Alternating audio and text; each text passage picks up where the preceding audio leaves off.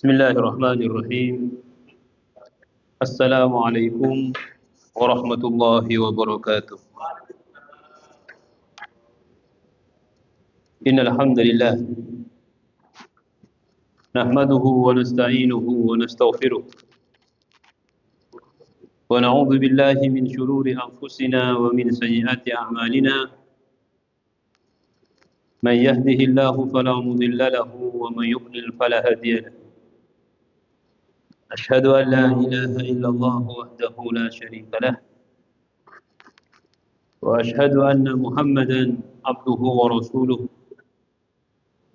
اللهم صل وسلم عليه وعلى آله وصحبه ومن دعا بدعوته ومن سار على نهجه. نوينا التعلم والتعليم والتذكر والتذكير والنفع والانتفاع والإفادة والاستفادة والحث على التمسك بكتاب الله وسنة رسوله والدعاء إلى الهدى والدلالة على الخير ابتغاء وجه الله ومرضاته وقربه وثوابه سبحانه وتعالى. أما بعد. Jamaah salat subuh Masjid Ar-Rayyan yang dirahmati Allah. Alhamdulillah wa syukurillah, di pagi hari ini kita mendapatkan nikmatul hayat, nikmat kehidupan, nikmatul imani wal islam, nikmat iman, nikmat Islam, nikmatus sihha wal afiyah, nikmat kesehatan. Mudah-mudahan Allah Subhanahu wa taala menjadikan kita orang-orang yang bersyukur. Insyaallah pada kesempatan ini kita akan melanjutkan pembacaan kitab At-Tadhkirah yang disusun oleh Imam Al-Qurtubi rahimahullahu taala, ensiklopedi kematian, hari kiamat dan alam akhirat, yang mana insyaallah kita akan membaca lanjutan dari apa yang kita akhiri pada pertemuan yang lalu, halaman 50 di pasal berbaik sangka kepada Allah Subhanahu wa taala.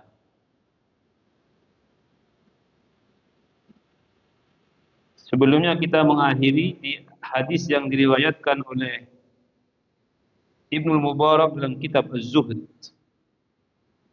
dan status dari hadis ini hadis mursal hasan. Ini adalah hadis qudsi, yaitu firman Allah Subhanahu wa taala dalam hadis qudsi ini, qala rabbukum azza wa jalla. Nabi sallallahu alaihi wasallam meriwayatkan dari firman Allah Subhanahu wa taala, la ajma'u ala abdi khawfaini wa la ajma'u lahu amnaini faman khafani fid dunya amantuhu fil akhirah wa man ammanani fid dunya fil akhirah. Aku tidak akan mengumpulkan pada diri hambaku dua ketakutan.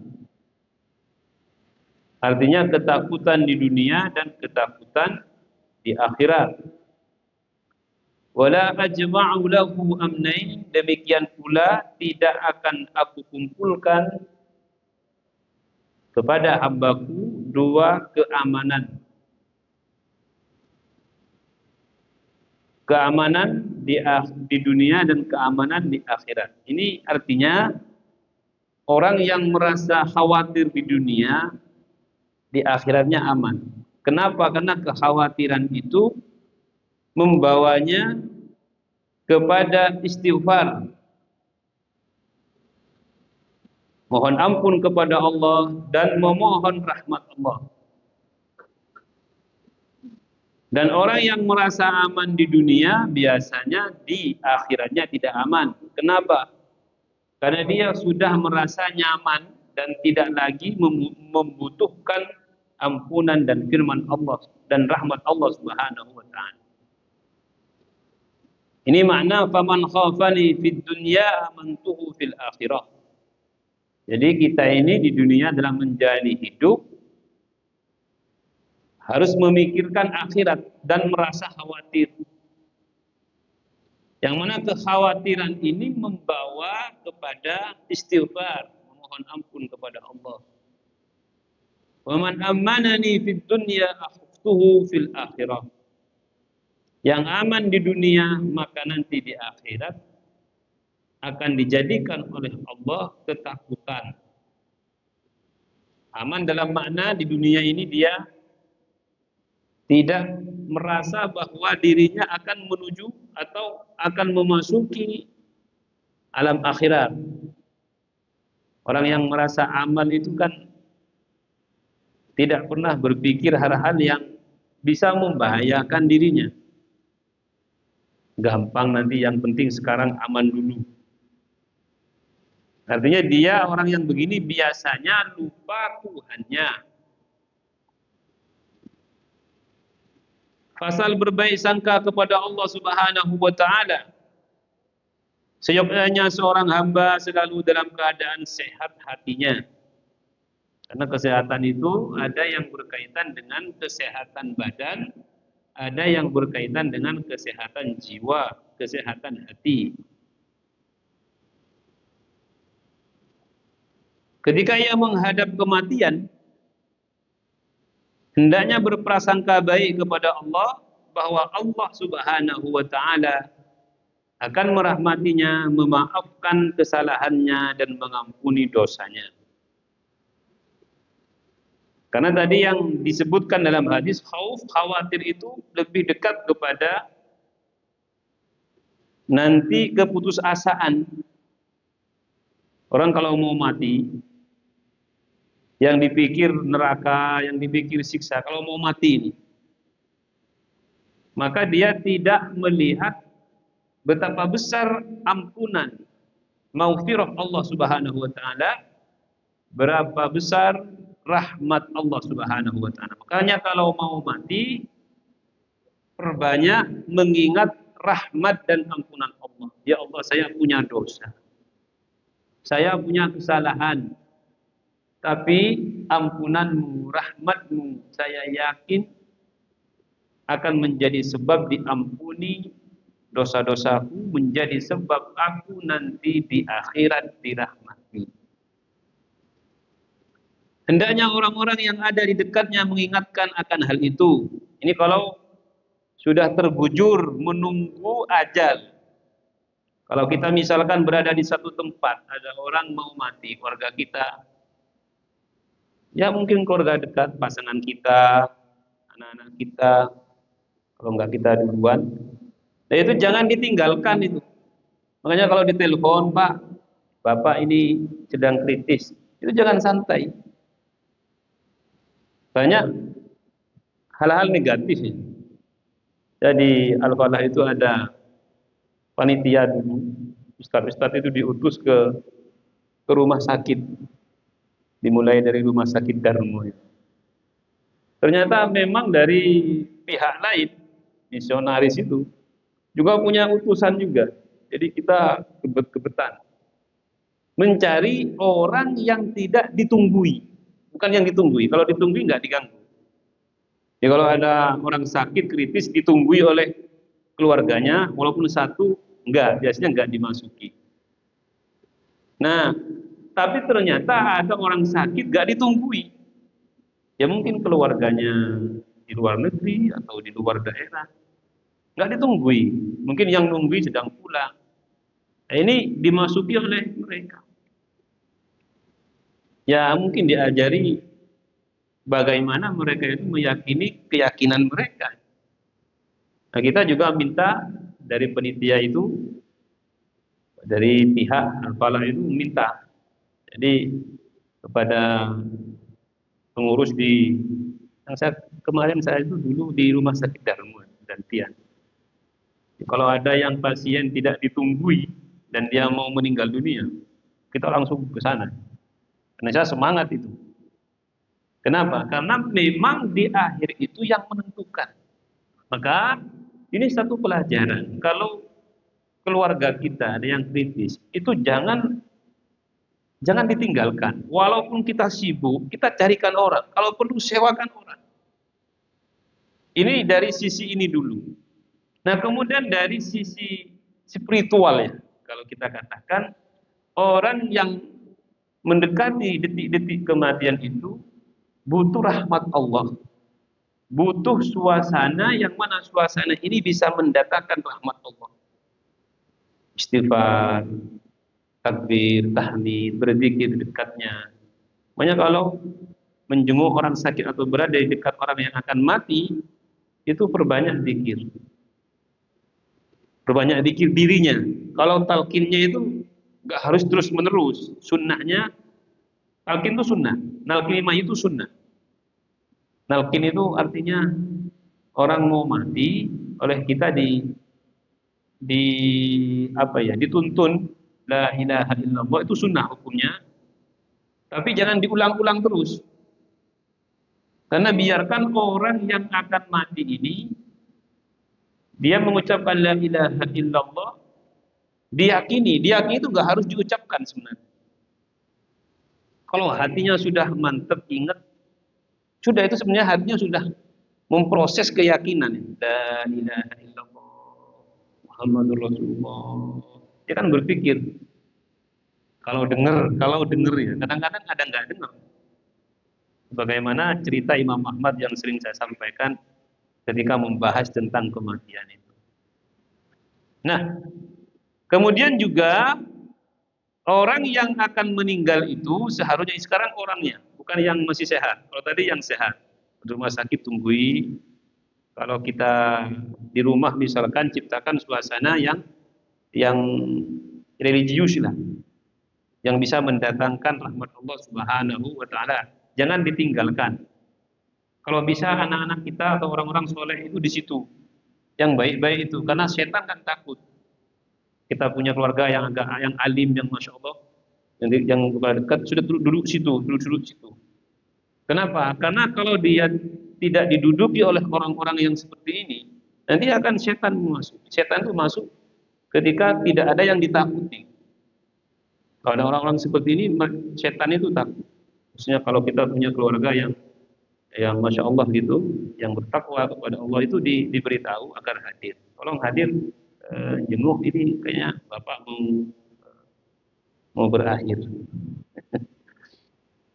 Sehingga ia termasuk dalam firman Allah Subhanahu wa taala dalam sebuah hadis qudsi, ana inda dhanni abdi bi falyadhun bi ma yasha. Jadi tadi kenapa kita berbaik sangka kepada Allah? Supaya kita mati dalam keadaan berbaik sangka. Karena Allah berfirman dalam hadis qudsi, aku tergantung kepada prasangka hambaku, maka berprasangkalah menurut sekehendaknya. Kalau berprasangka Allah mengampuni, diampuni. Sampai Nabi Shallallahu Alaihi Wasallam dalam satu hadis, sini tidak disebutkan, mengatakan, la yamutanna ahadukum illa wa huwa yuhsinu dhanna billah. Jangan sekali-kali di antara kalian mati kecuali dalam keadaan berhusnudzon, berbaik sangka kepada Allah Subhanahu wa taala. Diriwayatkan dari Ibnu Umar radhiyallahu anhu bahwa ia berkata, tiang agama, tujuan kemuliaannya dan puncak agama adalah berbaik sangka kepada Allah Subhanahu wa taala. Ini bukan dalam kematian saja, dalam keseharian juga. Dalam keseharian untuk mencapai kemuliaan dan agama yang baik, berbaik sangka kepada Allah. Kenapa? Karena berbaik sangka kepada Allah ini berkaitan dengan sikap terhadap takdir. Takdir itu disikapi dengan ridho. Takdir itu disikapi dengan baik sangka. Baik sangka. Kita kan oleh Allah diberi takdir dan sesuai dengan yang tercatat ya. Kadang baik, kadang buruk. Kalau baik kita ya Alhamdulillah kan begitu. Yang masalah kalau sedang dihadapkan kepada takdir yang sedang tidak baik dan kita harus melewatinya. Di sini dibutuhkan baik sangka. Baik sangka dalam arti jangan menyalahkan Tuhan gitu loh. Ini sederhananya begitu. Kok bisa ya Allah ini begini? Kok bisa ya Allah? Allah sudah tahu. Jadi kita mengatakan itu sebenarnya bahayanya kepada kita sendiri. Allah sudah menunggu itu. Kamu sabar, kamu ridha, kamu tetap berbaik sangka kepadaku apa tidak? Ini sebenarnya kita dalam menjalani hidup ini supaya tetap mulia, agama tidak berubah dari keistiqomahan, berbaik sangka kepada Allah Subhanahu wa taala. Ada sebagian ulama mengatakan dua hal. Apabila orang mampu mengamalkannya dalam kehidupan, maka dia akan mendapatkan ketenangan. Husnudzon billah, berbaik sangka kepada Allah. Ini berkaitan dengan takdir, meyakini bahwa itu dari Allah. Saya begini ya, apa lagi? Saya sudah melakukan yang terbaik, yang terjadi seperti ini. Yang kedua, husnudzon bi ibadillah, berbaik sangka kepada hamba-hamba Allah Subhanahu wa taala. Berbaik sangka kepada hamba-hamba Allah ini akan menghilangkan kesenjangan. Karena manusia itu biasanya tidak bahagia disebabkan oleh al-aqran. Al-aqran itu orang-orang yang berada di sekitarnya. Jadi ada sesuatu yang mungkin menurut kita negatif, jangan langsung dimasukkan ke hati dan kemudian memunculkan penilaian-penilaian negatif. Harus ditakwil. Kalau dalam bahasa kita itu ditakwil atau ditafsirkan kepada hal-hal yang positif. Tetap waspada. Bukan berarti kita husnudzon terus kemudian tidak waspada, enggak. Ada sesuatu karena suudzon itu pertama yang dia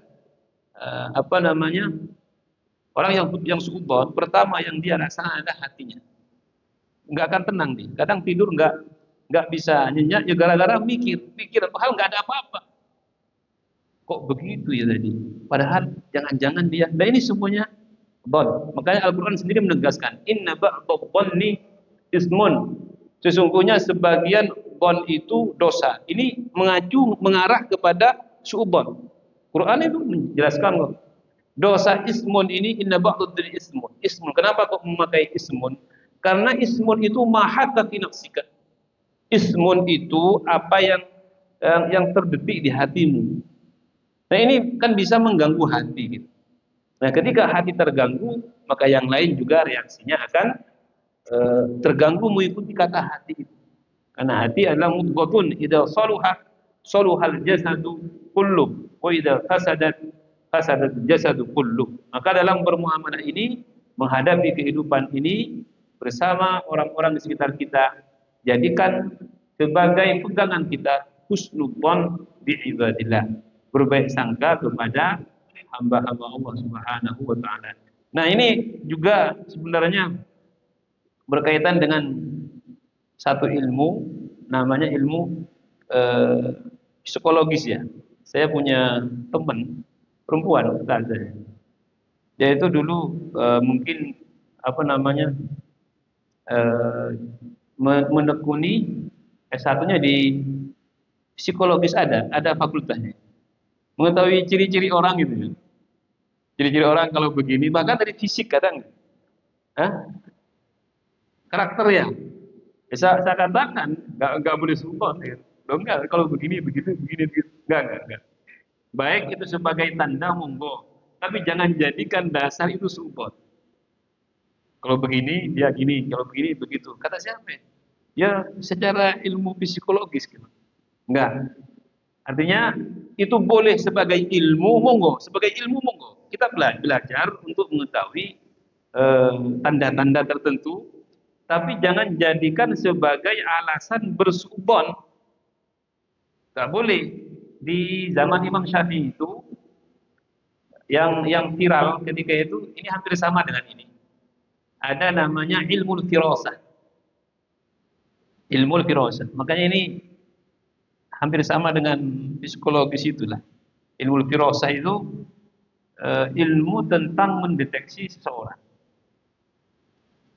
Ini orang ini begini, ini begini. Imam Syafi'i itu belajar 2 tahun. Beliau cerdas. Belajar 2 tahun itu memang ada benarnya ilmu seperti ini. Kemudian beliau sezaman dengan Ibnu Ishaq atau Ibn Ruhawai ya. Sama-sama alimnya. Jadi belajar ilmu begini, belajar. Ilmu firasah namanya, ilmu firasat. Maka ketika belajarnya di satu daerah di Yaman, beliau mau kembali ke Mekah atau ke Palestina, lupa. Nah, kemudian beliau di tengah perjalanan berhenti di satu rumah. Berhenti di satu rumah. Nah, belum punya ilmu tadi, anggaplah ilmu psikologis tadi, psikologi. Dia berhenti di tempat itu karena itu tempat istirahat di rumah itu dia ingin bermalam dengan muridnya, beliau dengan murid.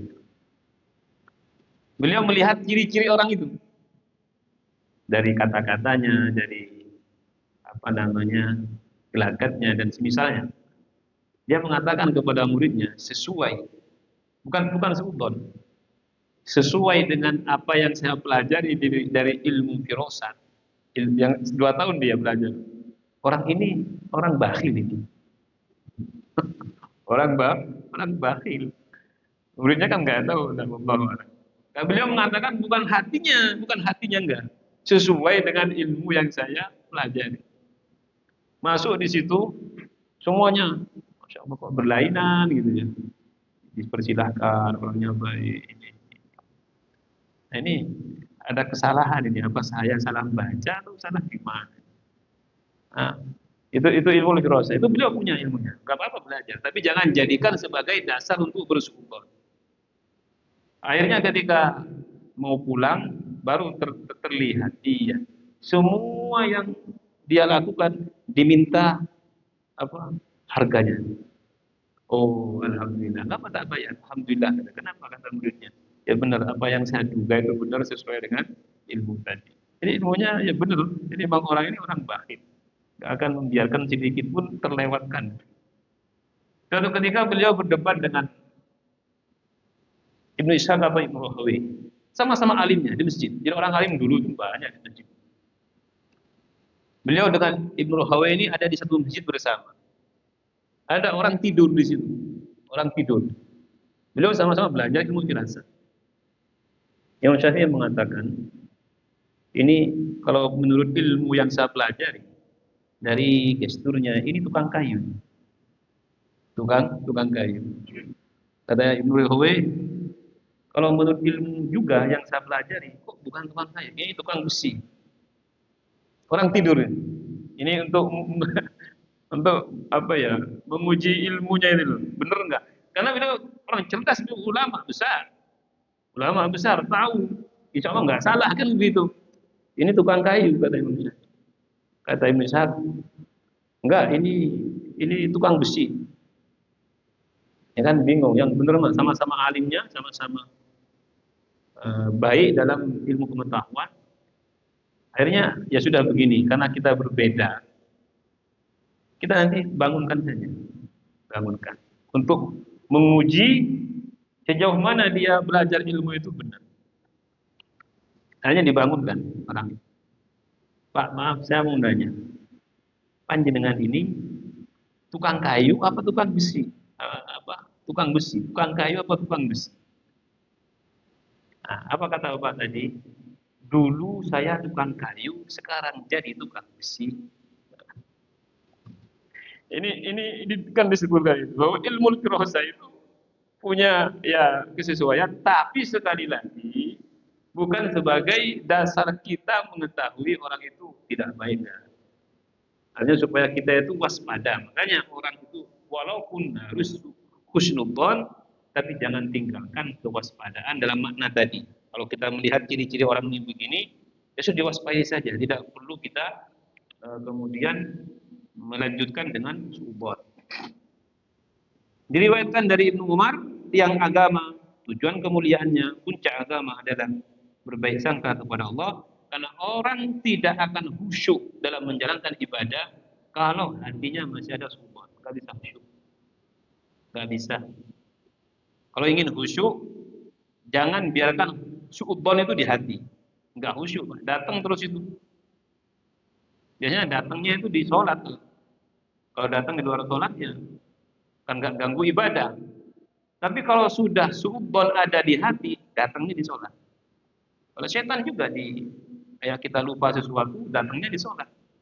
Kenapa? Sholat itu karena tempat kita untuk membersihkan lahir batin.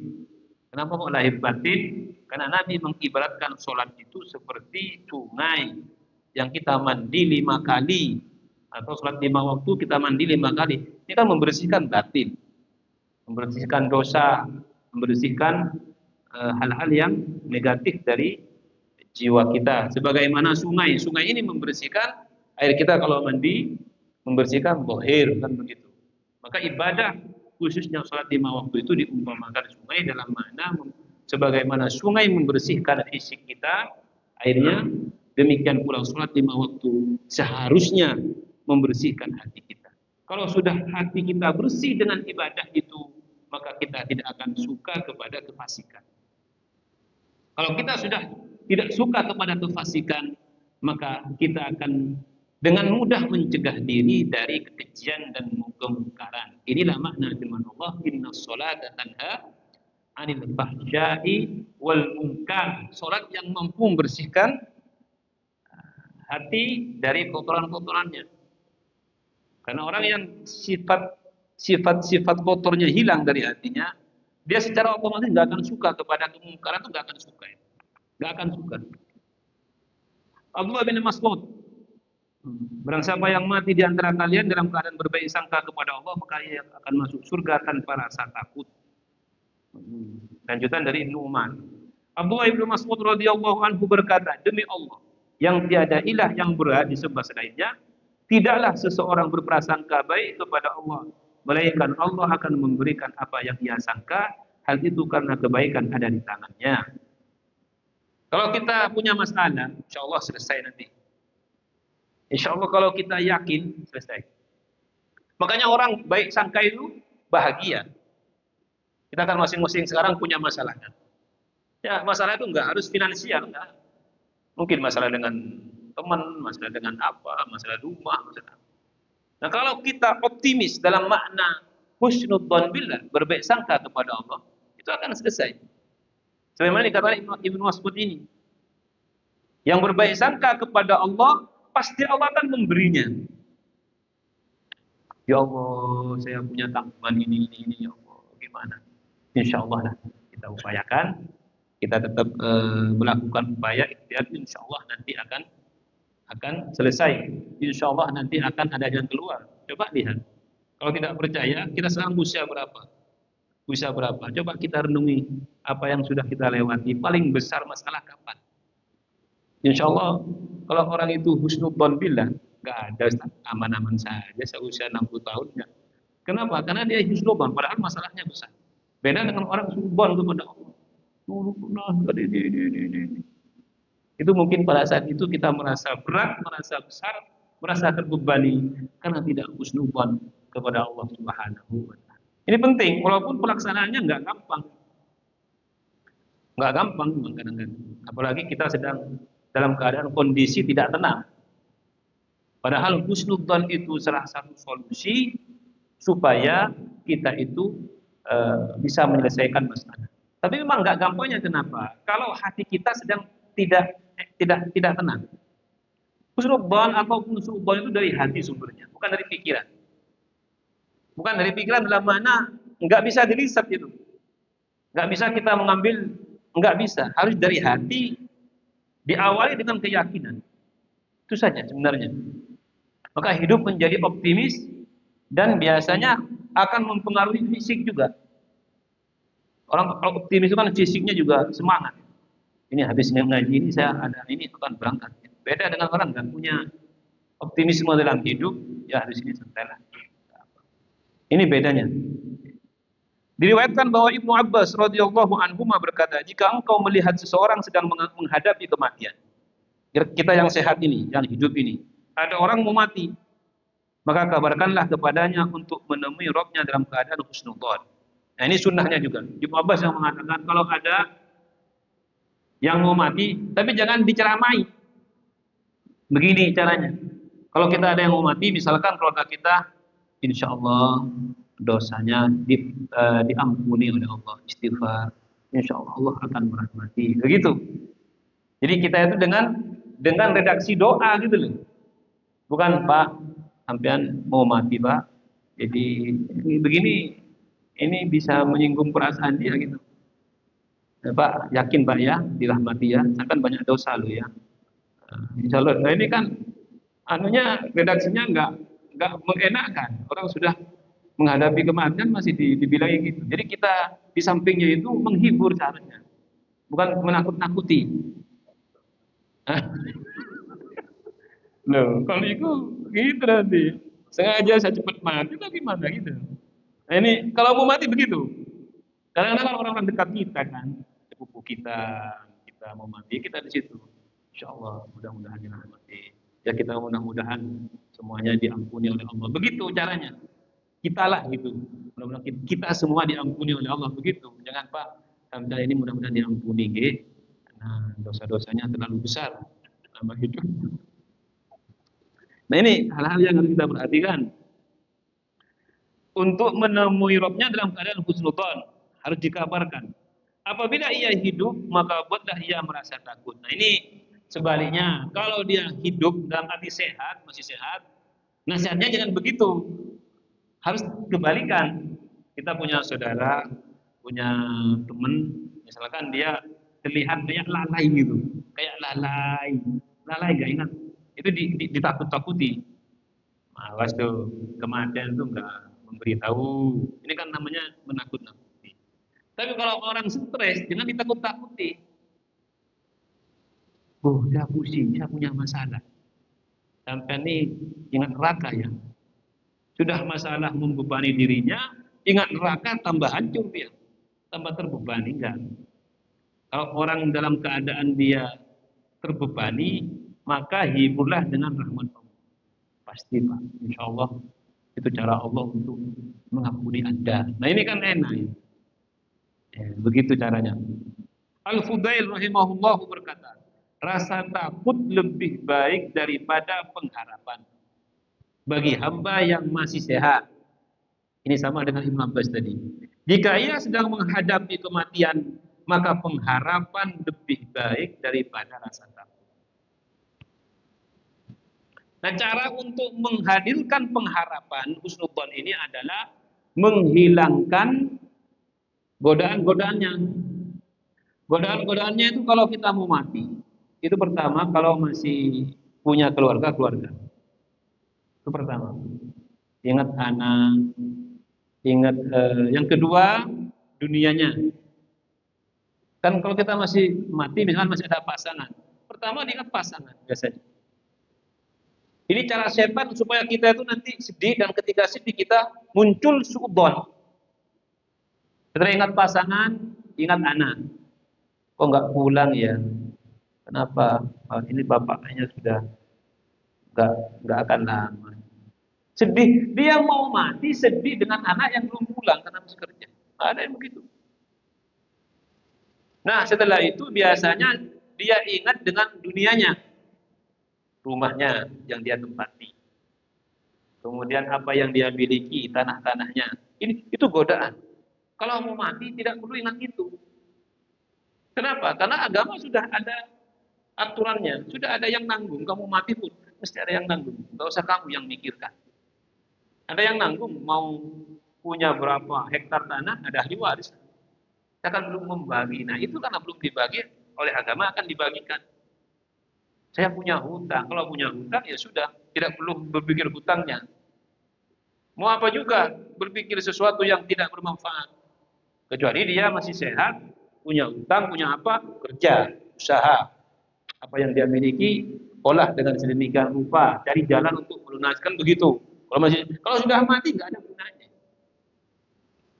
Mohon kepada Allah, ya Allah mudah-mudahan beban-beban hamba di dunia ini tidak menjadi beban hamba di akhirat. Harusnya begitu. Ini supaya kita ini belajar begini ini penting. Mudah-mudahan menjadi ilmu yang bermanfaat sehingga kita itu mungkin nanti ketika akan meninggalkan dunia ini, ya hadirlah, datanglah ilmu yang pernah kita kita pelajari. Dari Al-Mu'tamir rahimahullah bahwasanya ia berkata, ayahku berkata saat kematian mendatanginya, wahai Mu'tamir, ini ayahnya Mu'tamir, ceritakan kepadaku tentang keringanan yang Allah berikan. Mudah-mudahan aku menemui Allah dalam keadaan berbaik sangka kepadanya. Artinya dia ketika akan mati minta diceritakan kepadanya tentang sesuatu yang bisa berbaik sangka kepada Allah. Ini kasus lah. Artinya sebagian orang soleh itu begitu. Ketika dia akan mati, coba bacakan hadis arba'in. Coba saya ingin mendengar bab husnudzon di Riyadhus Shalihin. Coba saya ingin mendengar bacaan Quran. Coba baca Quran. Dan ini bukan hanya satu kali, dua kali. Banyak orang soleh itu memanggil anaknya, saya ingin mendengar surat Takasur sampai akhir, coba dibacakan. Ingin mendengarkan. Ya, ada yang begitu. Untuk menenangkan diri, sehingga dengan ketenangan dirinya kemudian muncul husnudzon billah. Kalau nggak tenang, nggak bisa husnudzon, nggak bisa, sulit. Orang husnudzon itu karena tenang sebenarnya. Sebelum husnudzon mesti ada ketenangan. Coba dengan ngaji, sholat, tahajud, nanti kan di hati itu yang ada husnudzon semua itu. Nggak ada ruwet-ruwet itu, nggak ada dia. Karena ruwet itu biasanya berasal dari suudzon. Dari Ibrahim rahimahullah taala. Ini sebenarnya Ibrahim an-Nakhai. Ia berkata, mereka senang untuk dibisikkan di telinga seorang hamba kebaikan-kebaikan amalnya saat ia mati sehingga ia berbaik sangka kepada Rabbnya. Ini salah satu cara. Dan ada beberapa cara. Ada yang membacakan Al-Quran, istighfar, zikir, ya, ketika akan mati. Nah, ada yang sebagian dari orang-orang saleh itu ketika akan mati malah menyebut kebaikannya. Ini kan bisa bukan ujubnya yang kita inginkan. Orang menyebut kebaikan kan ujub ya, ria kan, ria, ingin pamer. Saya dulu pernah bangun nyumbang masjid. Saya pun dulu pernah membantu orang. Saya dulu pernah sholat tahajud, saya dulu pernah ngaji, saya pernah menghantamkan Quran, saya pernah ikut majelis ta'lim. Nah, ini ada orang meninggal itu menyebut itu semua. Tujuannya bukan untuk supaya dia kemudian ujub atau riya. Enggak. Tujuannya supaya apa? Dia merasa bahagia sebelum matinya. Alhamdulillah saya dulu ketika haji di tahun sekian atau umroh di tahun sekian bisa melaksanakan tawaf, bisa baca Quran, bisa ziarah tempat-tempat yang di situ bersejarah. Itu kan harus ke sana ingatnya. Jadi kalau kita ditanya, terus kita ingat apa? Ingat yang baik-baik menurut agama. Jangan ingat yang baik-baik menurut nafsu. Alhamdulillah dulu ketika SMA saya pacaran, saya punya pacar 2, yang cantik-cantik semua. Nah, ini memang menyenangkan kan, kenangan masa lalu. Tapi bukan ini maksudnya. Jangan menenangkan hati sebelum mati, ingat perkara-perkara yang tidak baik itu. Memang senang kan, menyenangkan. Alhamdulillah. Ingat yang menurut agama baik gitu loh. Kalau itu bukan jangan alhamdulillah. Ya Allah, ampuni dosa saya dulu ketika saya main pacaran, apel-apelan apa sebagainya. Ampuni ya Allah. Begitu harusnya. Jangan merasa ada yang begitu, Pak. Orang-orang tidak beragama begitu kan. Sebelum mati yang dia ingat adalah kenangan-kenangan ya ketika yang tidak baik itu. Punya teman kah? Punya ini kah? Punya apa? Enggak. Kalau mau mati itu ingat sesuatu yang akan menjadi sebab Allah merahmati dia. Itu. Ini jangan salah. Kemudian kita ketika akan mati dalam keadaan bahagia, berbaik sangka, malah yang diingat kemaksiatan-kemaksiatannya. Dari Thabil Al-Bunani rahimahullah berkata, ada seorang pemuda yang selalu berbuat kesalahan, maksiat, dosa. Ketika kematian mendatanginya, ibunya selalu menemaninya. Jadi ada orang anak muda Dia itu ya tidak baik dah, minum-minuman apalah. Anak muda, namanya anak muda. Ternyata dia terserang penyakit seperti itu kira-kira dan dia kemudian sakaratul maut, ibunya menemaninya. Dia berkata kepada anaknya, "Wahai anakku, bukankah aku telah memperingatkanmu di hari ini?" Jadi ibunya ini selama dia melihat adanya tidak baik, selalu memberitahu, "Nah, jangan melakukan keburukan itu. Mati itu tidak memberitahu." Bahasnya begitulah. Ingat mati loh ya. Nah, itu kan seorang ibu begitu. Ternyata benar. Apa kata anak ini? Hmm. Pemuda itu menjawab, "Wahai ibuku, aku memiliki Rabb yang maha luas kebaikannya. Sesungguhnya aku berharap dia tidak menghalangiku dari sebagian kebaikannya." Ini berbaik sangka. Maka Sabit berkata, nah, ini bukan Sabil ini, Sabit Al-Bunani. Allah merahmatinya karena ia berbaik sangka kepada Allah dalam kondisi itu. Ini mungkin barokah ibunya ini. Kalau ada anak meninggal, mau meninggal, kalau ada seorang anak, orang tuanya masih ada, kalau bisa jangan jauh. Itu sebab orang tua ini sebab keselamatan anak. Ya walaupun Nabi dalam hadis itu sungguh disayangkan, sungguh disayangkan, sungguh disayangkan. Apa Rasulullah orang masih memiliki kedua orang tua, dia tidak bisa masuk surga atau salah satunya tidak bisa masuk surga. Apa makna Nabi ini? Kalau ibu ridho saat kematian, ayahmu ridho saat kematian, tandanya kamu selamat. Makanya untung. Ini mungkin dari kejadian yang diriwayatkan Sabit Al-Bunani ini, anaknya kan ini ahli maksiat ini anaknya. Tapi matinya husnudzon. Allah mengampuni. Kata Sabit, Allah akan mengampuni anak ini. Kenapa? Karena anak ini oleh Allah diberi husnudzon, berbaik sangka. Ini insya Allah karena barokah ibunya yang selalu mendampingi. Karena tidak akan ada orang tua, baik bapak atau ibu, melihat anaknya akan mati, berdoa tidak baik, nggak ada itu. Mesti doanya itu ya Allah, nah mudah-mudahan. Dan doanya bukan kayak doa kita jenguk Allahumma shfihi atas enggak. Doanya dari hati yang paling dalam. Makanya penting orang tua hadir itu penting. Walaupun mungkin dia nggak bisa bicara, hanya nunggui saja. Pasti hatinya itu toh, kalaupun kamu harus mati, nah mudah-mudahan kamu mati dalam keadaan terbaik. Itu dari hati yang paling dalam dari orang tua. Makanya orang tua ini penting. Tapi memang kadang ada orang tua nggak kuat, malah hadir di depan anak yang meninggal malah ngamu-ngamu. Ya, ini masalah ini. Enggak apa-apa nangis, tapi tidak boleh kemudian berkeluh kesah menyalahkan Tuhan. Seharusnya saya dulu, nah bukan kamu, nah saya dulu. Ya enggak boleh begitu. Ada kejadian anaknya masih muda sudah kena apalah penyakit kronis, ibunya masih sehat, bapaknya masih ada, meninggal. Bapaknya setelah itu kurus. Keluhannya apa? Ya orang awam kan begitu. Seharusnya saya dulu jangan dia. Ya memang yang ngatur kehidupan ini siapa? Mau dia dulu, mau kita dulu. Yang penting kalau kita diuji dengan ini ya sama anak ketika datang ke bapak yang mau meninggal juga begitu seharusnya. Walaupun beda. Anak yang berdoa ya Allah bapak mudah-mudahan sembuh, beda dengan doa bapak ke anak, beda itu. Doa bapak ke anak itu secara naluri itu kuat. Anak ke bapak kadang-kadang masih ya sama kuat, hanya apa namanya banyak perbedaannya lah antara keduanya.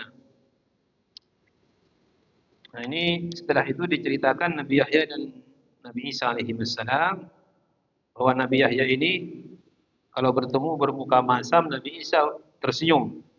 Ini satu fenomena tentang suudzon dengan, kalau kita nggak bisa mengatakan suudzon kepada Nabi Yahya, nggak bisa.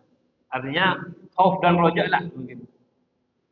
Nabi itu nggak, insya Allah nggak ada suudzon kepada Allah, nggak ada. Hanya Nabi Isa itu lebih banyak rojaknya. Rojak itu artinya melihat rahmat Allah. Nabi Yahya itu melihat khauf. Khauf itu siksa Allah. Kalau Nabi kita seimbang. Basyirun wa nadhir. Nabi kita itu seimbang. Basyir pemberi kabar bahagia, nadhir pemberi peringatan. Beliau menyampaikan surga, tapi juga beliau menyampaikan neraka. Nah kalau Nabi Isa enggak, Nabi Isa kebanyakan itu bahagia, wajahnya jelas. Nabi Yahya kebanyakan mikir, ya Allah neraka, bagaimana orang-orang akan masuk ke dalamnya, itu akan muncul satu kesedihan. Makanya bermuka masam di sini disebutkan. Nah, Zaid bin Aslam terakhir berkata, seseorang didatangkan pada hari kiamat, maka dikatakan, pergilah kalian bersamanya ke neraka. Maka ia berkata, wahai Rabb, di mana pahala salat dan puasaku? Maka Allah berfirman, pada hari ini aku menjadikanmu berputus asa terhadap rahmatku, sebagaimana engkau telah membuat hamba-hambaku berputus asa dari rahmatku. Ini kesimpulan dari apa yang dikatakan Zaid bin Aslam itu, orang yang tidak memberi kabar gembira, membuat orang itu putus asa gitu. Ini jangan sampai dilakukan. Kadang-kadang takut juga ya, kan ini biasanya ya ustadz-ustadz ini yang sering drama ini yang kadang, kamu kalau begini bisa begini. Ini kan kita membuat orang putus asa, bukan malah memiliki asa gitu. Saya kadang-kadang ngeri juga. Saya kalau dengar ceramahnya ustadz itu kayak takut, ya malah nggak tenang gitu. Ini kan khawatir gini, kamu walaupun sholat, walaupun puasa, tapi membuat orang putus asa. Sekarang aku juga tidak akan membuatmu bahagia. Kamu akan putus asa juga sekarang. Tapi ini bukan hadis ya, Zaid bin Aslam. Nah, artinya kita jangan mengancam terus ke orang itu. Kamu kalau begini nanti ini, ya, jangan begitu. Sekali-kali kita beri kabar gembira. Belajar untuk mengimplementasikan husnudzan itu. Jangan begitu. Saya suatu ketika ini kejadian nyata. Saya ingin memperbaiki atau ingin memberi satu nasihat, tapi disalahartikan. Ada tiga orang perempuan semua. Orang tuanya ngadu ke saya. Saya bilang, Bu, lain orang tua. Orang itu, kalau sekarang kan ada apa namanya pinjaman online itu. Ini melakukan itu. Kalau melakukan ini, insya Allah masa depannya nggak cerah. Dia akan masuk ke lingkaran ini, nggak akan cerah dia. Kalau punya sifat butuh sedikit pinjam, sedikit pinjam, sedikit pinjam, nggak akan cerah. Saya kemudian beberapa hari saya dengar dari istri saya, loh, sampai dibilang mutu ya, mutu apa? Dibilang mereka itu katanya tidak akan selamat sampai, aduh, ini saya bingung. Saya nasihati masa depannya itu kalau main-main pinjam online itu nggak cerah karena mikir itu terus, nggak akan bisa berkarya ini. Bingung dia, setiap hari bingung. Itu jangan lakukan, bahaya masa depan. Kan masih anak-anak, masih SMA. Satu ada yang berian. Ternyata dia tafsirkan sama dia. Kalau Ustaz Ikram itu saya sudah dipastikan tidak selamat. Artinya nggak, saya bingung ya Allah, kapan saya bilang begini? Kan ada sampean yang saya nasihatikan dia. Iya itu Ustaz mungkin mangkel ke sampean karena dia nasihati. Jadi di sana nasihati salah. Ya, apa dibilang saya itu mengutuk dia tidak selamat dunia akhirat. Saya katakan, orang kalau begini ini hidupnya berat dia. Mikir itu terus sampai ya enggak ada apa masa depannya begitu. Sudah punya berapa itu yang dijadikan sebagai modal. Jangan melakukan hal seperti itu. Nah, hal seperti itu kan tidak kita inginkan. Kita tidak mungkin memberikan satu statement membuat orang lain putus asa, enggak mungkin. Kita doakan sampai kepala lurahnya saya SMP itu. Saya dalam hidup ini di antara doa yang saya panjatkan mendoakan umat Muhammad yang baik, yang buruk saya doakan semua selama masih di Muhammad SAW. Mudah-mudahan diampuni, dirahmati. Enggak pernah saya mutu orang terus. Saya mutu orang saya siapa lagi? Bisa mutu orang. Wallahu a'lam bishawab. Ini pelajaran, makanya saya sampaikan. Kadang-kadang kita disalahartikan, tapi kita tidak perlu khawatir karena apa yang kita niatkan, insya Allah itulah yang dilihat oleh Allah Subhanahu Wa Taala. Apa yang dilihat orang lain itu sebagai cobaan bagi kita untuk menyikapinya dengan tetap husnudzon kepada Allah, husnudzon kepada hamba-hamba Allah. Saya tidak marah, sebenarnya berusaha untuk tidak marah, dan yang penting Allah Maha mengetahui apa yang menjadinya utama. Subhanallah wa bihamdika, asyhadu an la ilaha illa anta, astaghfiruka wa atubu ilaik.